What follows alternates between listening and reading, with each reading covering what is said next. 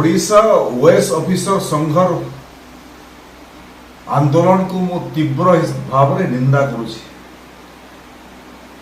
एवं OS officer संघर आंदोलन केवल राजनीतिक उद्देश्य प्रणोदित सरकार मुंड तलकू करिवार उद्देश्य प्रणोदित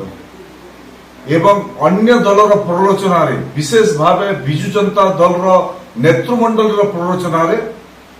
ओडिशा ओएस ऑफिसर संघ एभली एक आंदोलन को ओह्लैछन्ति जो दिन भुवनेश्वर महानगर निगम पालिका एभली घटना घटिला जड़े अधिकारी को भारतीय जनता पार्टी किसी कार्यकर्ता मारपिट कले तुरंत राज्य सरकार तांको ऊपर एक्शन नेला गिरफ कला तांको जेल को पठेला एवं भारतीय जनता पार्टी सदस्य होइतिबा कारणु सेमान को भारतीय जनता पार्टी तरफ निलंबन मध्य करागला भारतीय जनता पार्टी सबु नेतृमंडली मंत्री हुंतु भारतीय जनता पार्टी नेतृमंडली समस्त घटना को निंदा कले एवं ओएस ऑफिसर संघ को समर्थन कले किंतु दुर्भाग्यर विषय राज्य सरकार तुरंत पदक्षेप नहीं सत्वे भारतीय जनता पार्टी दलीय श्रृंखला भंग कर कारण भारतीय जनता पार्टी बहिष्कार कर सत्वे ओएस ऑफिसर संघ राज्य सरकार पदक्षेप एवं भारतीय जनता पार्टी पदक्षेप रे खुशी हेबा कथा धन्यवाद देवा कथा किंतु जेहेतु राजनीतिक उद्देश्य प्रणोदित यह आंदोलन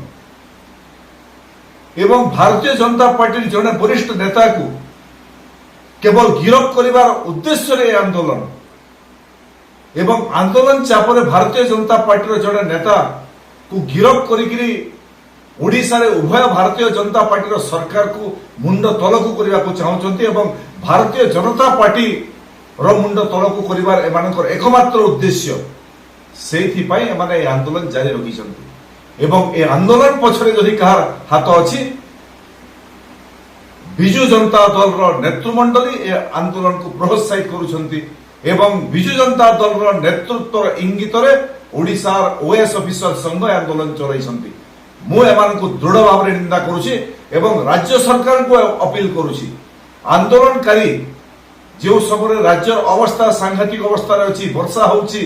रथयात्रा बाहाड़ यात्रा स्थिति अच्छी बन्या परिस्थिति सृष्टि होउछि से समय जो माने जनसेवा करने संकल्प नहीं दायित्व नहीं